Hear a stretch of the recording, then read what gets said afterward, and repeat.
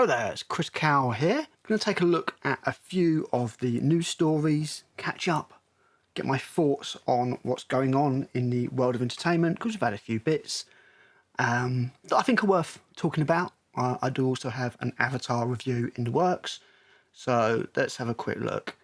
This is just stuff that I've missed out on while I work on the Aliens video script.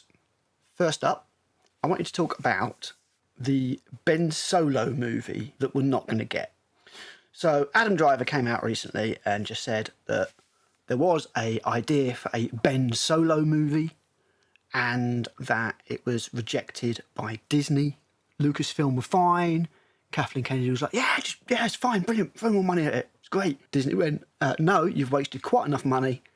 We're not going for it. We don't see how he's still alive. I just wanted to talk about how this is a bit of a shame, really, because I think this might have been an opportunity for the franchise to heal a little bit. Could well have helped mitigate some of the damage that we got later. Let's face it, Adam Driver was one of the best things about the sequel trilogy. I know that's a low bar, but you know, he could actually consistently act. The character did have some kind of redemption arc. We're kind of interested, and although the entire cinema burst out laughing when he kissed Rey, fuck you Reylos, you know, I think he was one of the better characters from that series.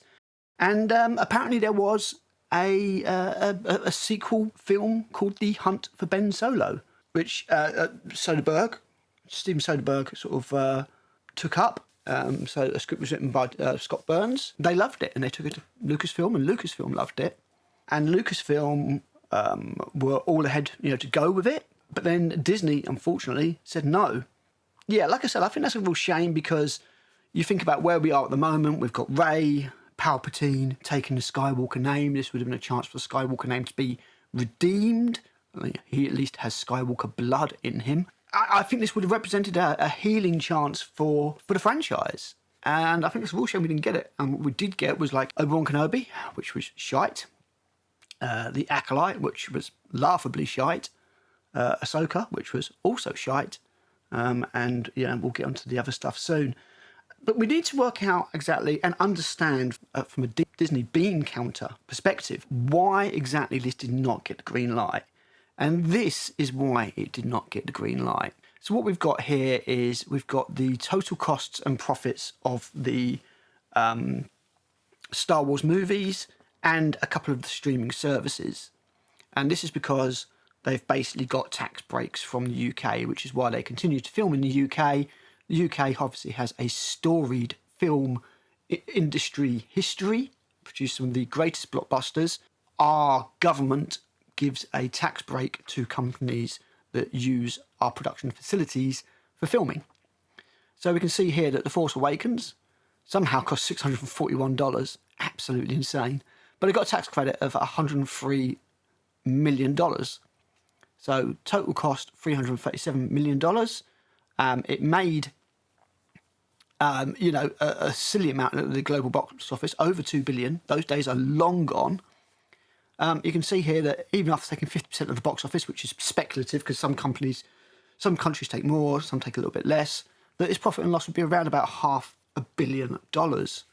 So it was no wonder that they then immediately greenlit Rogue One, which after everything was, you know, deducted, earned them also $259 million, full steam ahead, with the divisive Last Jedi, which, although many will mark it down as being the turning point for the franchise, and certainly I walked out of that film completely nonplussed, still earned them a decent $327 million.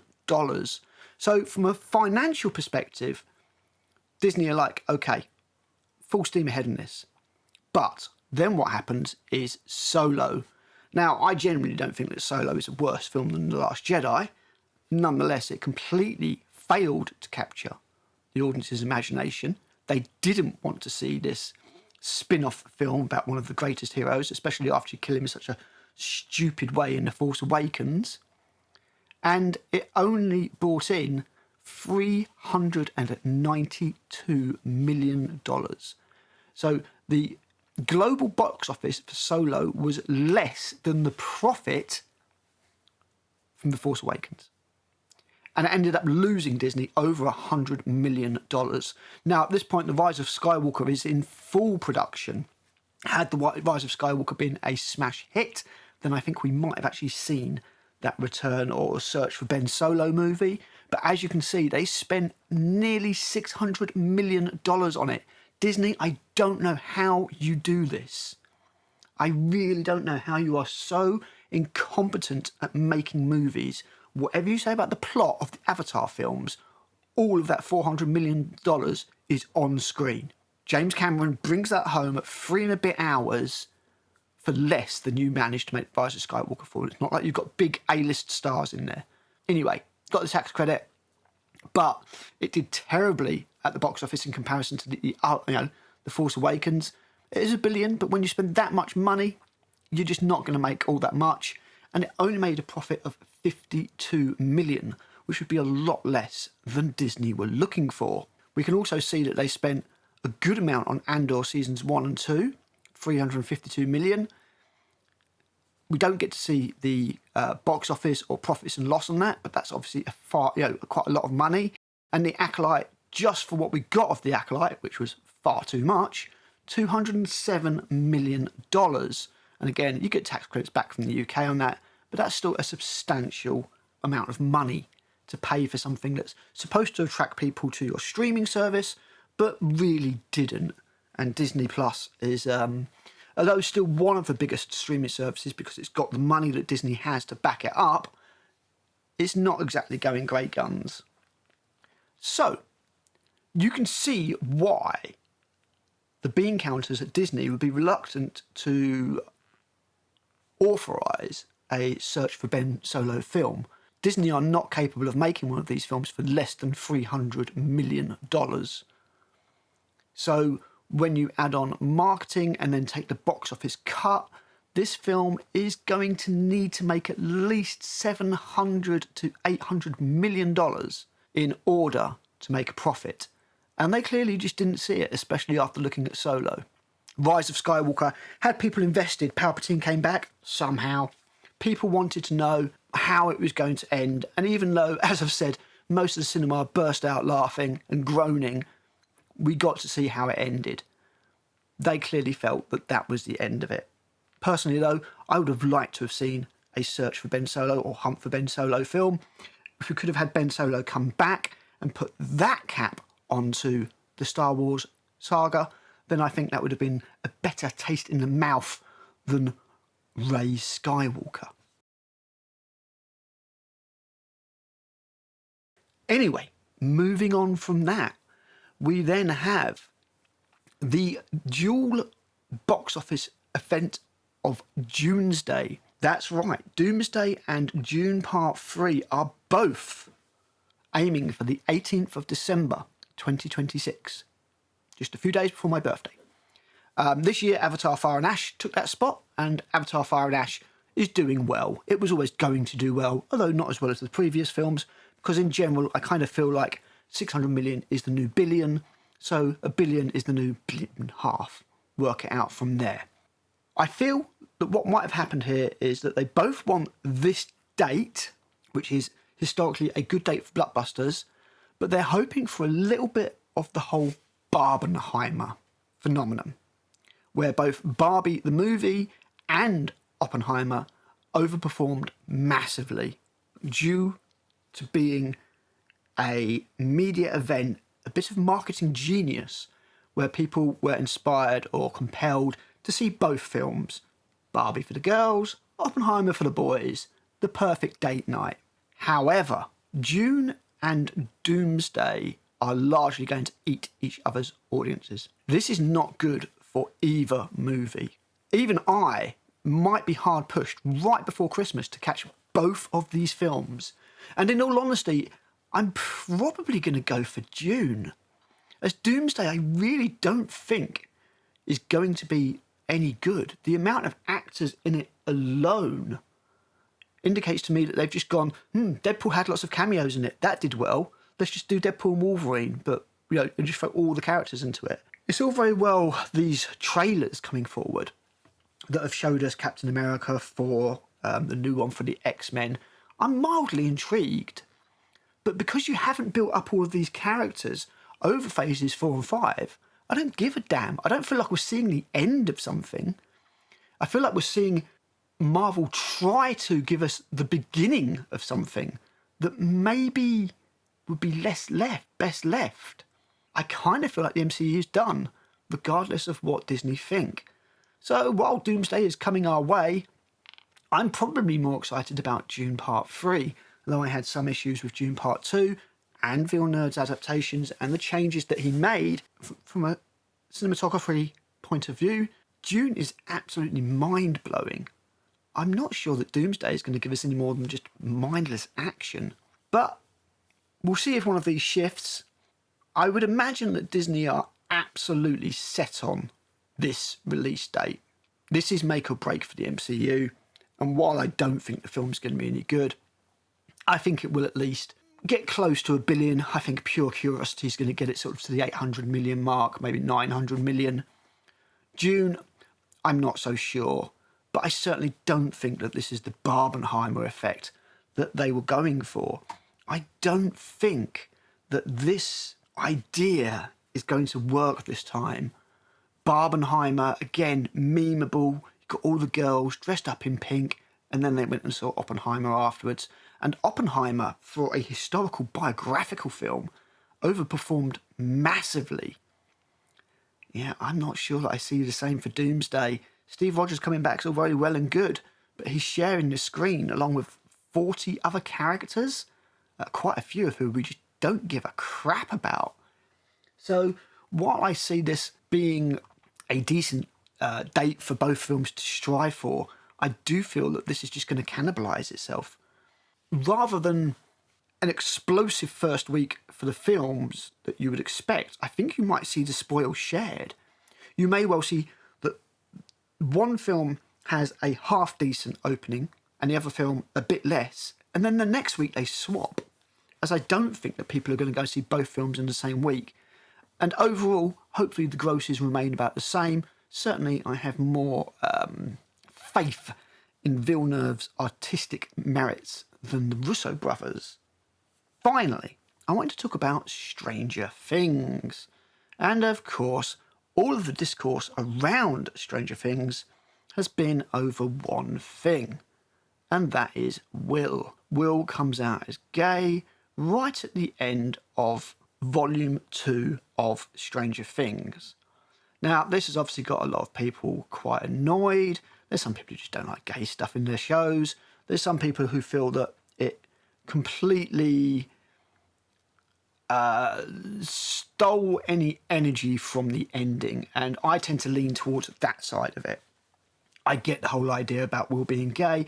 I get the whole idea about him being forced to face his fears of isolation and rejection before he felt ready to go and defeat Vecna. Nonetheless, it cannot be in any way interpreted other than Will now has the power of gay and acceptance to be able to beat Vecna. I feel like it was done really clumsily.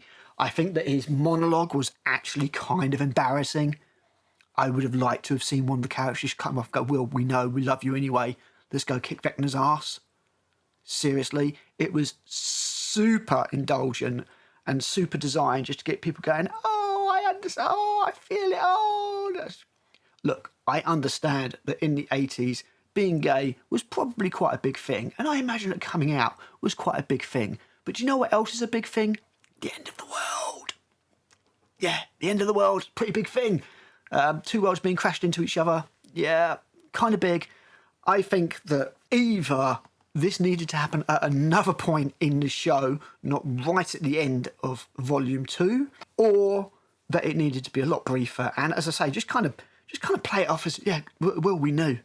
We knew along. It doesn't matter. You're still the same to us. We still love you. Rather than the really over-the-top emotional music, huggy, oh, God. I think it is going to affect the viewing figures for the final episode, which is a shame because I'm morbidly curious to see if the Duffers can stick the landing. From what I've seen of the writing of Volume 2, however, and some of the writing of Volume 1, I suspect that they are not going to be able to. I honestly don't think Volume 2 was all that good. we had somehow Supermum able to place an oxygen tank in a tumble dryer without the Demogorgon dogs noticing, and then they go and investigate and it blows them up and doesn't hurt anybody else. The father, Mr. Wheeler, nowhere to be seen. Nobody's asked about him. Nobody cares about him. He's just vanished. Nancy, crack shot with an assault rifle, able to gun down soldiers by the dozen. Yeah, the writing is pretty awful. Nancy is a powerful, strong woman. She doesn't want either Steve or Jonathan. At least that is finally wrapped up. The only scenes I really liked in this were the scenes between Steve and Dustin.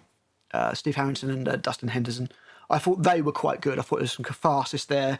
I thought that kind of almost brotherly aspect that Dustin had with Eddie in the previous series that's been lost, and Steve hasn't been there for him. I thought that was all, I thought that was all resolved quite nicely.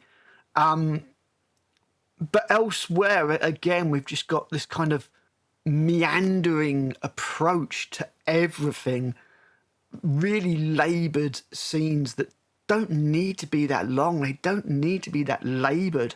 Holly is doing my head in. I mean, she's just borderline Mary Sue at this point. Holly's turning into.